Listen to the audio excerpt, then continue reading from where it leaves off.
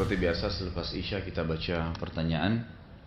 Yang pertama adalah, Ustadz, ana mau tanya, di dalam akad mudharabah, jika si pengusaha sudah menghasilkan keuntungan, mana yang lebih diutamakan terlebih dahulu, berbagi keuntungan dengan si pemodal sesuai dengan yang sudah dijanjikan atau mengembalikan uang modal kepada pemodal?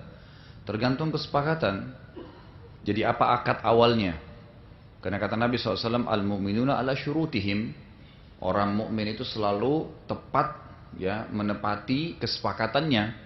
Kalau kesepakatan adalah begitu ada keuntungan dikembalikan modal, kemudian keuntungannya itu diputar lagi misalnya, atau sebaliknya, keuntungannya diambil, modalnya diputar lagi, tergantung kesepakatan. Kalau kesepakatannya harus memberikan bagi hasil, atau umumnya biasanya kalau sudah tiba waktu, akad yang paling tepat itu sebenarnya setiap tiba waktu ditawarkan kepada pemodal, ini modal Anda, ini bagi hasilnya. Kalau dia mau ikut lagi, ditawarkan apakah mau ikut di perputaran yang kedua, dia mengatakan iya, berarti terjadi akad baru. Jadi akad pertama sudah selesai, itu jauh lebih baik, jauh lebih aman. Kata para ulama fikih itu jauh lebih aman. Setiap selesai transaksi, ya ditawarkan kepada pemodal pengembalian modal berikut untungnya, gitu kan?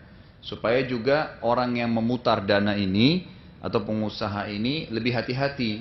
Karena biasanya pengusaha itu tidak hati-hati kalau seandainya dia berpikir, oh gampang, 3 bulan lagi saya kasih keuntungan selesai. Modalnya dia belum minta, maka nanti ke sana sini modal itu, gitu kan. Jadi jauh lebih aman kalau dipakai cara dengan ditawarkan setiap kali selesai transaksi. Dan ini juga tergantung kepada akadnya. Yang kedua, benarkah hari Jumat itu adalah hari dilarang untuk berpuasa? Apa teks hadisnya dan adakah alasannya?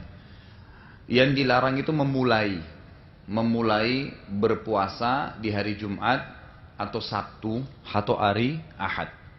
Kalau hari Jumat itu karena dihitung sebagai hari raya umat Islam, sebagaimana, dan juga hari Sabtu itu hari rayanya orang Yahudi, hari Ahad hari rayanya orang Nasrani. Ini semua tergabung dalam sebuah hadis sahih riwayat Imam Ahmad yang berbunyi, kata Nabi SAW, orang-orang Yahudi telah memilih Sabtu sebagai hari raya mereka sehingga mereka merayakan hari itu. Kemudian Nasrani hari Ahad, dan aku diberikan hidayah untuk memilih hari Jumat, kan gitu. Jadi kalau adanya larangan tentang puasa dimulai Jumat, itu memang lebih umum kepada karena Jumat adalah hari raya, gitu kan, hari raya umat Islam. Dan juga memang ada beberapa lafaz hadis yang melarang secara khusus untuk memulai puasa Jumat, Sabtu, Ahad. Dan ini sifatnya memang puasa selain Ramadan. Selain Ramadan. Ramadan mutlak tidak ada masalah karena wajib. Juga ulama menambahkan dengan puasa-puasa yang memang tepat momennya jatuh pada hari itu. Dan dia tidak sendirian. Seperti misalnya puasa Iyamul Bid. 3 hari setiap bulan. Ternyata tanggal 13 itu hari Jumat. Berarti otomatis 14-nya Sabtu, kemudian Ahadnya itu adalah tanggal 15. Memang tanggal puasa, gitu kan? Maka silahkan, boleh saja berpuasa. Ya, boleh saja karena memang bertepatan dengan ada perintah pada saat itu. Tapi kalau tidak ada perintah, tiba-tiba Anda bilang, saya mau bayar puasa Ramadan saya pernah utang 2 hari, saya mau puasa hari Jumat deh. Maka ini dilarang kalau dikhususkan hari Jumat saja. Tetapi kalau diikuti sehari sebelumnya, maka insya Allah tidak ada masalah. Ya, misalnya Kamis dengan Jumat, maka itu tidak ada masalah. Itu yang saya ketahui, Allahu a'lam. Kemudian berapa lama biasanya jarak berlangsung proses ta'aruf sampai menikah? Bolehkah jika sampai setahun lamanya? Itu tergantung Anda, gitu kan. Kalau saya sih nggak lama-lama. Untuk apa setahun, gitu kan? Terlalu lama setahun itu. Ya, kalau memang sudah niat mau menikah, dilihat, saya katakan tuh hari kata kunci ta'aruf dalam Islam cuma 3. Lihat sesuatu yang menarik dari lawan jenis kita itu. Boleh melihat orang yang akan kita nikahi atau akan menikah dengan kita, boleh dilihat apa yang menarik dari dia. Kata Nabi SAW dalam hadis sahih, lihatlah sesuatu yang menarik dari orang yang akan menikah denganmu atau yang kau nikahi. Jadi lihat, mungkin ada yang menarik kulitnya, mungkin wajahnya. Umumnya itu biasanya orang melihat kepada wajah, gitu kan. Jadi sudah umum, saya sudah pernah sampaikan dalam masalah manajemen rumah tangga ini. Yang kedua, kenali keluarganya. Setelah kenali fisiknya, kenali keluarganya. Kenali fisik ini melihat saja ya. Jangan nanti disalahpahami lagi. Nanti dipelintir. Karena di Indonesia banyak orang mengatakan kenali fisiknya sampai disuruh buka baju, gitu kan. Nah ini tidak benar semuanya, gitu kan. Jadi yang kedua itu kenali keluarganya. Saya sudah katakan tuh hari kalau keluarga ibunya itu mewariskan karakter, sifat. Kalau keluarga ayahnya adalah fisiknya. Ya bagaimana nanti keturunan kita secara fisik itu ikut keluarga ayah. Kemudian yang ketiga kenali lingkungannya. Boleh ditanya kerja di mana, berteman sama siapa saja, gitu kan. Kalau teman-teman dia memang orang yang biasa sholat, memang biasa berpuasa, ibadah dari cerita dia, keadaan keluarganya juga begitu, berarti sudah cukup. Lalu anda lengkapkan dengan istikharah. Orang mukmin tidak perlu banyak keraguan. Karena ragu itu was-was dari syaitan. Membuat ragu, apalagi kalau anda ingin ibadah, dibuat ragu luar biasa, beragam macam, termasuk masalah pernikahan. Hanya tertunda dan tertunda, gitu kan. Cukup istikharah, selesai. Kalau anda sudah tenang, ada kecenderungan, tidak selamanya hasilnya mimpi, maka melangkah saja. Setahun itu malah waktu yang sangat lama sebenarnya, gitu kan. Yang akhirnya membuat tergantung permasalahan, tidak perlu sampai selama itu. Yang keempat, apakah doa istikharah hanya boleh dibaca jika kita sudah melakukan sholat sunnah istikharah saja? Bolehkah dilakukan di sholat-sholat lainnya? Dan lewat mana saja biasanya istikharah kita dijawab oleh Allah Subhanahu Wa Taala? Kalau doa dan zikir yang dikhususkan oleh Nabi SAW di waktu atau tempat tertentu, nggak boleh anda baca di tempat dan waktu yang lain. Seperti misalnya doa masuk kamar mandi, nggak boleh dibaca kalau mau makan kan? Karena memang itu ada tempat dan waktunya. Doa mau makan juga seperti itu, doa habis makan, memang ditentukan waktunya atau tempatnya. Sama halnya doa istikharah, emang itu dikhususkan pada saat sholat istikharah atau selesai istikharah gitu kan. Jadi memang dia tidak dibaca di waktu yang lain, ya tidak dibaca di waktu yang lain, karena ada pengkhususan waktu atau tempat. Jadi sebaiknya memang tidak dibaca. Kemudian dikatakan lewat apa biasanya, umumnya ulama berijtihad, ada yang mengatakan melalui mimpi, mungkin mimpi saja. Tiba-tiba melihat sesuatu yang positif tentang orang itu, atau negatif bisa saja, gitu kan? Atau malah yang lebih umum terjadi kecenderungan. Ya kata ulama yang paling umum itu Allah buat kecenderungan dalam hati kita. Kecenderungan itu kecenderungan positif, gitu. Kecenderungan positif. Jadi kita kadang-kadang mungkin lebih cenderung dengan orang tersebut. Ya makanya kalau istikharah juga ulama mengatakan harus dikosongkan dulu rasa sukanya. Karena kalau ada si A dan si B yang akan menikah dengan kita atau akan kita nikahi, itu tidak boleh ada kecenderungan, misalnya lebih cenderung kepada si B, sehingga pada saat istikharah pun hatinya tetap berharap yang ini yang Allah kasih petunjuk, gitu kan? Jadi memang dikosongkan, minta petunjuk kepada Allah Subhanahu Wa Taala, karena Allah lebih tahu, Allah Subhanahu Wa Taala lebih tahu, gitu. Pertanyaan selanjutnya, kalau kita mendapat pinjaman 100 juta, kita membayar per bulannya 3 juta selama 4 tahun, hukumnya bagaimana? Kalau dia tidak berbunga, tidak ada masalah. Kalau pinjamannya, nggak ada masalah. Saya pinjamkan seseorang 100 juta, karena dia tidak mampu, saya bilang bayar dia setiap bulan 3 juta. Silahkan, tapi tetap 100 juta jumlahnya. Kapan bertambah 101 rupiah, nggak usah 110 juta gitu kan. 101 rupiah, 1 rupiah sudah riba. Nggak boleh, utang piutang. Utang piutang kapan dia berbunga, ada tambahannya maka menjadi riba. Ya, kecuali kalau memang dia sifatnya akad transaksi, jual beli, maka boleh. Ada seseorang datang kepada saya mau beli mobil, uang saya nggak cukup, bisa dibeliin nggak? Boleh? Mana mobilnya? Mobil yang ini. Harganya berapa? 200 juta. Baik, saya bayarin. Kemudian saya berkata kepada orang yang saya beliin tadi, saya jual lagi ke kamu ya mobil ini. 210 juta. Jual. Ya, ini jelas transaksi. Saya beli mobil, saya jual lagi. Dengan harga yang lebih. Kamu boleh cicil selama 24 bulan. Nggak apa-apa, halal. Yang tidak boleh kalau misalnya akadnya memang hutang piutang. Saya belikan mobil dia lalu saya tulis akad, kalau saya menghutangkan kamu 200 juta yang berbunga 10 juta. Atau saya hutangkan kamu 210 juta, padahal utang awalnya 200 juta. Akadnya hutang piutang, tidak boleh riba, haram. Jadi tidak bisa.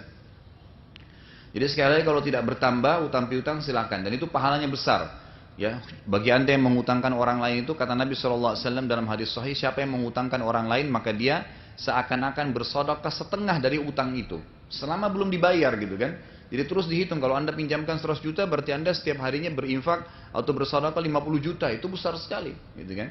Apalagi kalau dia tidak bayar sekian tahun, maka banyak sekali pahala yang dipanen gitu. Bagaimana pandangan Islam mengenai nikah beda agama, Ustaz? Baik, kalau kita mulai dulu dari laki-laki muslim. Bolehkah laki-laki muslim menikah dengan wanita non muslim? Dirincikan lagi oleh para ulama. Kalau yang dinikahi wanitanya adalah ahli kitab, Yahudi atau Nasrani, ini dibolehkan. Kembali kepada surah Al-Maidah ayat 5. Ya, di mana Allah SWT menjelaskan dengan sangat jelas. Yas'alunaka madza uhilla lahum. Ditanyakan kepada Muhammad, apa yang telah dihalalkan untuk mereka, dibolehkan untuk orang Islam, apa itu? Qul uhilla lakumut thayyibatu wa ma qul uhilla lakumut thayyibat wa ma 'allamtum sebentar dulu. Ayatnya gini. Al-yawma uhilla lakumut thayyibat. Hari ini aku halalkan bagi kalian segala yang baik-baik. Wa ta'amul ladzina utul kitaba hillun lakum wa ta'amukum hillun lahum. Makanannya ahli kitab, sebagian ulama tafsir mengatakan sembelihannya. Selama sembelihan mereka bukan hewan yang diharamkan dalam Islam, bukan babi, bukan anjing, bukan yang diharamkan, maka halal seperti ayam, kambing, sapi dan seterusnya, gitu kan? Dan makanan kalian halal buat mereka. Kemudian dikatakan wal muhsanatu minal mu'minati wal muhsanatu minal ladzina utul kitaba min qablikum. Dan juga Allah halalkan buat orang-orang yang beriman itu wanita-wanita yang baik-baik dari mereka dan wanita-wanita yang baik-baik juga dari ahli kitab, Yahudi dan Nasrani. Dikatakan idza ataitumuhunna ujurahunna muhsinina ghairu musafina wala muttakhidhi akhdan. Kalau kalian bisa memberikan hak mereka, melindungi mereka, menafkahi mereka, gitu kan?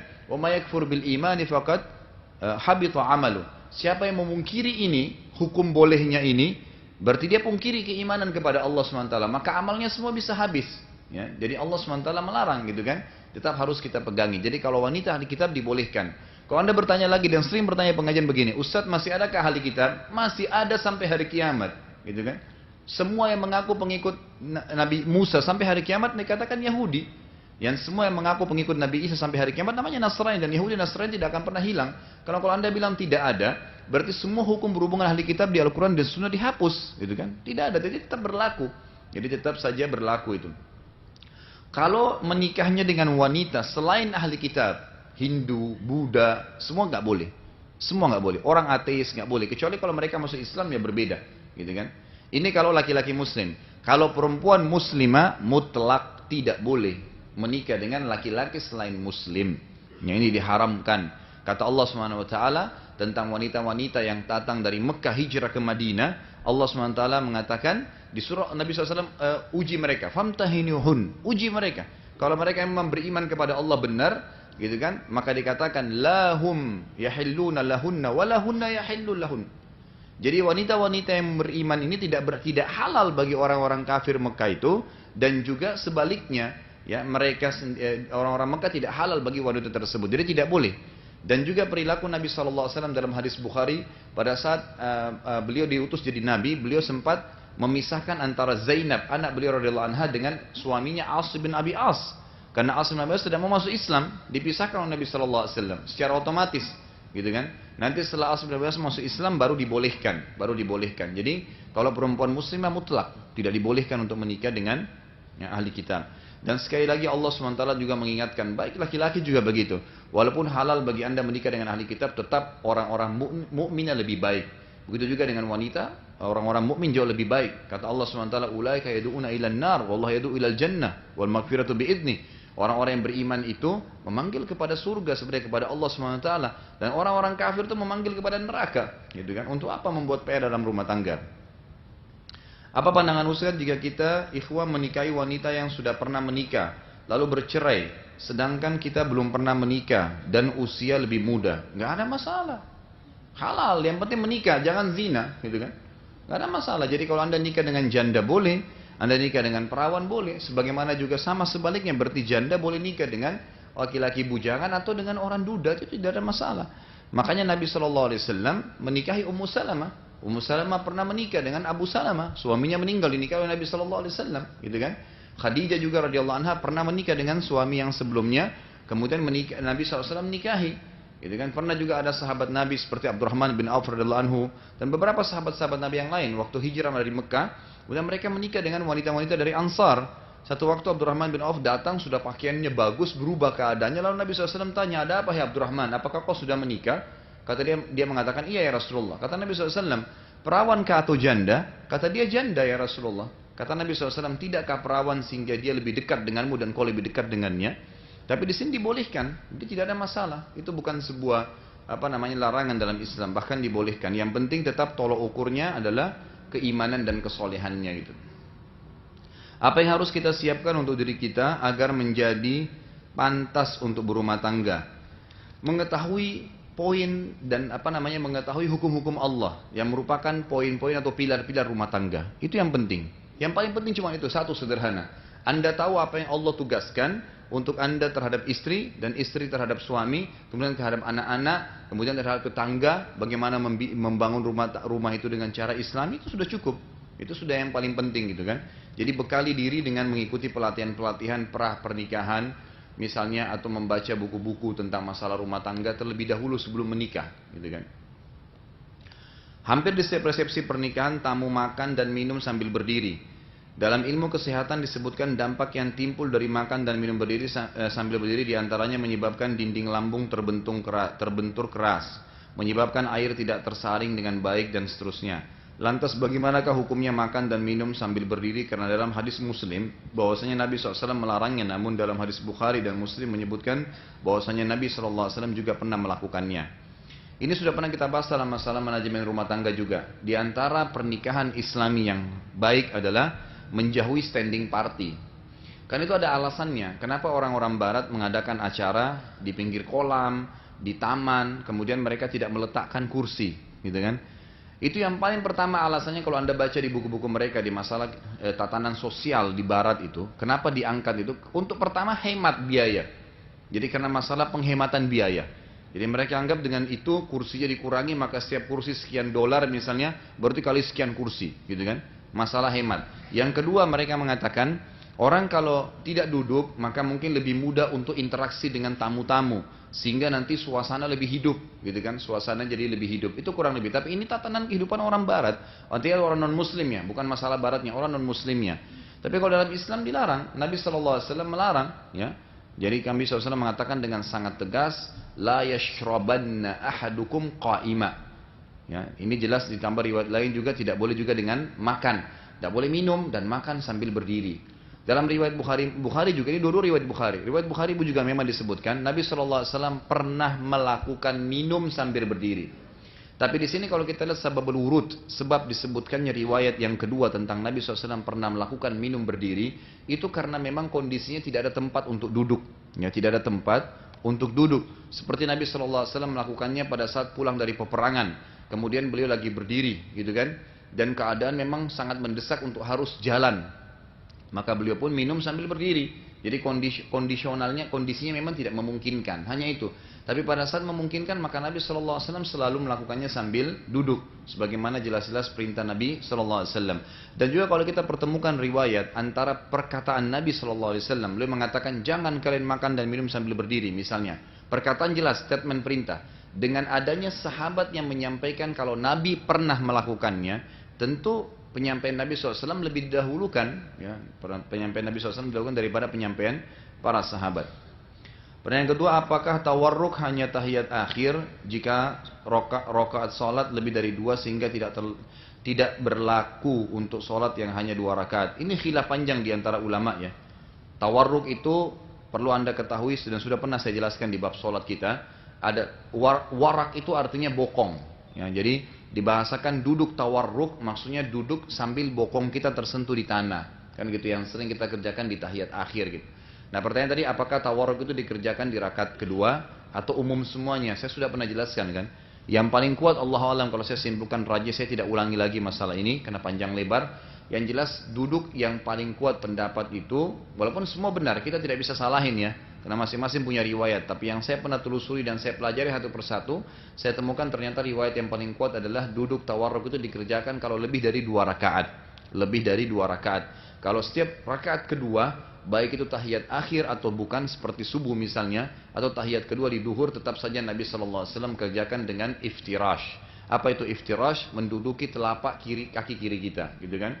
Jadi kalau sholat subuh pun dalam pendapat yang kuat ini adalah tetap duduknya iftirash, bukan tawarruk. Tawarruk dikerjakan setiap lebih dari 2 rakaat. Seperti kalau rakaat ketiga di maghrib atau rakaat keempat di duhur, asar dan isya. Allah alam. Puasa saya mau bertanya bagaimana bila calon suami atau istri memiliki pengetahuan agama yang kurang dibanding calon suami atau suami memiliki pengetahuan agama yang kurang dibandingkan istrinya atau calon istrinya. Bagaimana menyikapinya? Ya tetap ditanggap kalau dia sudah jadi suami, kalau sudah jadi suami, maka tugasnya ya istri kita mengingatkan, memberikan masukan, gitu kan? Memberikan masukan, memberikan berdakwah di situ mungkin dengan kaset, mungkin dengan buku, mungkin dengan mendiskusikan kalau hasil pulang dari pengajian, gitu kan? Tapi kalau calon pasangan belum menjadi pasangan, maka saya tetap mengingatkan memprioritaskan orang yang faham agama. Kalau yang dimaksud di sini adalah tidak ada pemahaman agamanya, sangat minim. Bahkan seringkali kita temukan ada akhwat kita yang mengatakan, oh calon suami saya melamar ini sholatnya masih bolong-bolong, tapi dia janji mau nanti sholat 5 waktu kalau sudah nikah. Ini janjinya kepada calon istrinya, bukan kepada Allah, gitu kan? Jadi kalau dia marah dengan istrinya, berhenti sholatnya nanti, gitu kan? Jadi ini tidak benar. Ya, kalau ini yang anda maksudkan penanya ini, maka jangan jadikan sebagai calon pasangan, ya kan gitu. Jadi kalau pengetahuan agama yang dimaksud karena dia tidak menjalankan hukum-hukum Allah, maka jangan. Ya insya Allah masih banyak manusia, gitu kan, masih banyak hamba-hamba Allah. Kadang-kadang kita punya penyakit jemaah sekalian. Manusia ini seringkali dikurung oleh setan dengan bingkai yang dia buat sendiri. Saya kalau tidak nikah sama orang ini, saya nggak bisa hidup. Siapa yang bilang itu? Anda sendiri yang bilang, masih banyak manusia lain kok. Allah ciptain miliaran manusia. Yang penting Anda yakin insya Allah kepada Allah, pasti masih bisa. Kecenderungan kita yang lahir itu kan karena kita cuma sudah mengenal saja. Kalau enggak, maka sama saja. Jadi jangan ragu, insya Allah masih banyak makhluknya Allah. Pak Ustadz, jika suami sudah berusaha membimbing dan mengingatkan istrinya untuk taat kepada Allah, namun istrinya tidak menuruti, apakah sang suami masih mendapat dosa atau maksiat yang dilakukan sang istri? Tidak lagi. Ya, sudah tidak lagi kalau seandainya dia sudah ingatkan. Ini dicontohkan dalam perilaku Nabi Lut alaihissalam dengan Nabi Nuh. Nabi Lut alaihissalam, istrinya tidak masuk Islam, tidak beriman, ya, tapi diingatkan setiap hari tetap tidak mau, maka Allah tenggelamkan sekalian dengan atau siksa sekalian dengan kaumnya. Nabi Lut alaihissalam dengan Nabi Nuh alaihissalam dengan anaknya, gitu kan? Jadi tidak ada lagi tanggung jawab. Nabi Ibrahim alaihissalam dengan ayahnya. Maka ini sudah diingatkan semua. Tidak ada lagi tanggung jawab, tidak ada lagi tanggung jawab. Yang penting sudah kita ingatkan dan sudah pernah saya bahasakan, ingkar mungkar itu yang wajib adalah yang pertama, yang selanjutnya hukumnya sudah sunnah muakkadah. Kalau ada istri anda sudah anda ingatkan, sholatlah sekali, sudah gugur kewajiban. Selebihnya sudah sifatnya sunnah. Begitu juga dengan teman-teman, dengan siapapun. Kalau kita sudah pernah ingkar mungkar sekali, sudah gugur kewajiban, sudah sifatnya sunnah setelah itu. Tidak ada lagi tanggung jawab yang berat pada hari kiamat sebenarnya. Tapi ya kerugian kalau kita membiarkan, gitu kan. Surah Ar-Ra'd ayat 39 yang artinya Allah menghapus dan menetapkan apa yang dia kehendaki dan di sisinya terdapat Ummul Kitab atau Lauhil Mahfuz. Pertanyaannya, apakah artinya ayat tersebut bahwasanya apa yang sudah ditulis di Lauhil Mahfuz bisa diubah atas kehendak Allah, dan bagaimana dengan takdir, apakah bisa diubah? Bukan itu yang dimaksud. Jadi yang dimaksud dengan ini, Allah subhanahu wa ta'ala bisa mengubah dan bisa mau buat apapun Allah mampu, gitu kan. Tapi bukan berarti Lauhil Mahfuz akan Allah ubah, karena memang Allah sendiri menentukan Lauhil Mahfuz tidak akan berubah, tidak akan pernah diubah. Allah sendiri berjanji tidak akan mengubahnya. Makanya Nabi SAW mengatakan kepada Abdullah bin Abbas radhiyallahu anhu, wahai anak kecil, kalau kau minta tolong hanya minta tolong kepada Allah. Kalau kau punya hajat, kalau kau minta dijauhkan dari keburukan sesuatu, hanya mintalah kepada Allah. Dan ketahuilah kalau satu kaum ingin menyusahkanmu, dan Allah tidak mau kau ditimpa susah itu, maka kau tidak akan ditimpa. Dan ketahuilah kalau seandainya satu kesusahan akan menimpahmu, Allah ingin kau ditimpa dan satu kaum mendukungmu, maka tetap kau akan ditimpa. Sungguh, kata Nabi SAW, telah kering polpen yang dipakai untuk menulis di Lauhil Mahfuz, gitu kan, dan telah ditutup itu, sudah tidak bisa lagi berubah semuanya. Memang itu Allah SWT yang tentukan. Jadi yang dimaksud dengan ayat itu adalah Allah Subhanahu Wa Taala mampu mengerjakan apapun, mengingatkan kepada manusia, kepada makhluknya, apapun yang Allah inginkan bisa terjadi. Tapi bukan berarti Allah mengubah apa yang di Lauhil Mahfuz, karena Allah sendiri sudah menentukan untuk dirinya tidak mengubah melalui lisan nabinya Muhammad SAW. Bagaimana jika istri yang sudah punya gaji dari pekerjaannya sendiri pengen naik haji, sedangkan suami belum ada dana untuk berangkat haji? Dana istri hanya cukup untuk satu orang saja. Apakah boleh istri pergi haji sendiri? Sebaiknya memang nunggu. Sebaiknya ya, itu menunggu. Dan ini sudah pernah saya jelaskan tentang masalah hukum mahram dalam safar, gitu kan.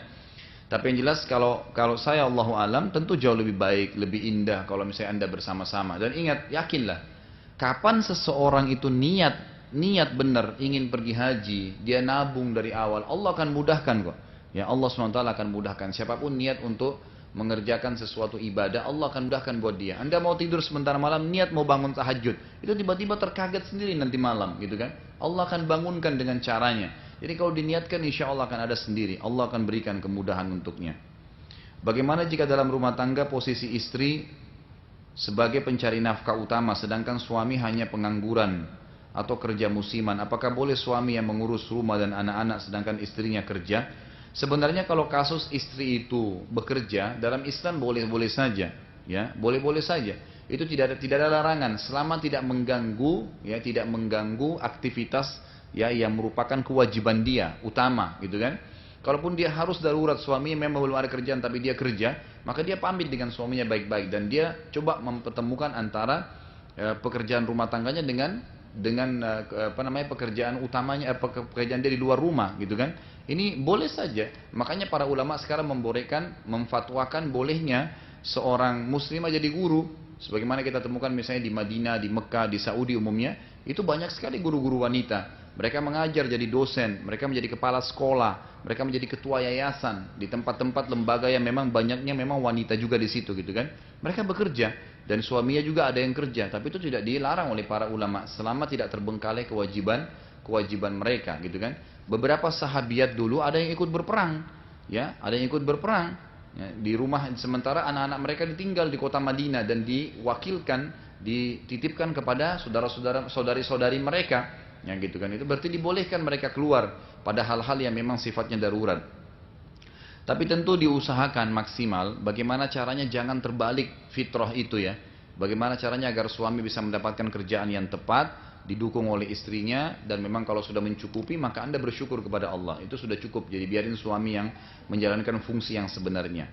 Jadi bukan tidak boleh, ya, boleh saja suami itu mendidik anaknya, mengurus rumahnya, tapi jangan ini menjadi sebuah rutinitas, gitu kan?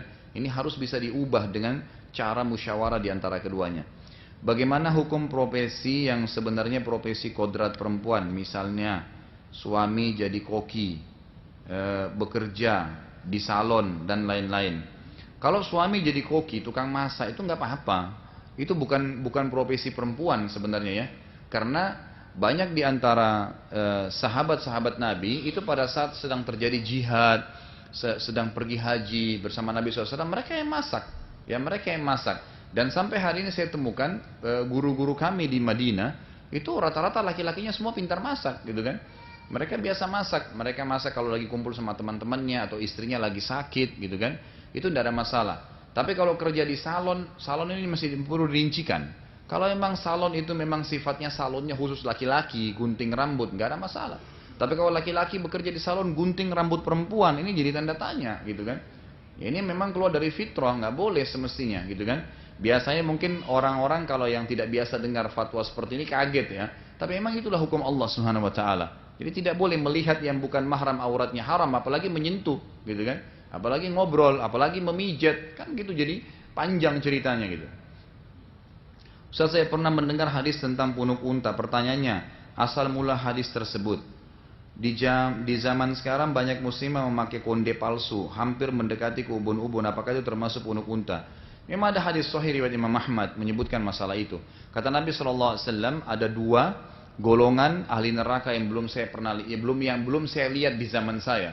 Yang pertama adalah, ya, di sini dalam hadis dikatakan syurta. Kalau kita sekarang itu mungkin kelompok pengaman, kayak misalnya polisi, tentara, gitu kan, ya, yang memukuli orang-orang dengan pecut-pecut mereka, sementara mereka dalam keadaan salah, gitu kan. Yang kedua adalah para wanita yang rambut mereka seperti punuk-punuk unta. Kan kalau punuk unta itu ke dalam kemudian naik sekali, gitu kan. Jadi diberikan contoh oleh para ulama itu dengan naiknya bagian kepala di belakang, itu kan menyerupai punuk unta. Yang mereka kalau jalan sehingga membuat tubuhnya berlonggak-lenggok dan menarik perhatian lawan jenisnya. Itu hadisnya, itu asal lafadz hadisnya, gitu. Jadi memang ada larangan masalah itu. Kalau kita simpulkan Indonesia memang sebenarnya seperti konde itu tidak dibolehkan. Ya, kalau konde sudah mutlak, ya, karena konde itu memang tradisi kita, biasanya teman-teman atau muslimin yang ada atau kaum masyarakat di Jawa menggunakan konde kalau perempuan, gitu kan, agar kelihatan lebih besar bagian rambutnya. Nah itu sebenarnya tidak boleh dalam Islam. Kalau hanya sekedar Anda kuncir dan memang harus dikunci karena rambutnya panjang, itu tidak termasuk dalam larangan. Tidak termasuk dalam larangan. Tapi yang dilarang itu memang ada sekarang yang dijual jilbab ninja, mungkin yang kecil dirapatkan di wajahnya, terus sengaja memang dibuatin kayak gumpalan, ya bentolan gitu kan. Nah ini termasuk yang menyerupai, jadi sebaiknya Anda jauhi. Apapun yang dilarang dalam Islam Anda jauhi, insya Allah dapat pahala. Karena ingat ya, meninggalkan sesuatu yang haram itu berpahala loh. Ya. Mengerjakan sesuatu yang wajib berpahala, meninggalkan yang haram itu berpahala. Kalau Anda pernah belajar fikih, itu salah satu definisi, ada kan wajib. Wajib itu mengerjakan dapat pahala, meninggalkan dapat dosa. Kalau yang kedua sunnah, mengerjakan dapat pahala, meninggalkan tidak berdosa, gitu kan? Yang ketiga haram. Apa itu haram? Ya, mengerjakannya berdosa, meninggalkannya berpahala, gitu. Jadi meninggalkan hal yang haram itu berpahala sebenarnya. Jadi tidak selamanya pahala itu dengan mengerjakan perbuatan, tapi dengan meninggalkan perbuatan haram itu berpahala. Itu juga berpahala gitu kan.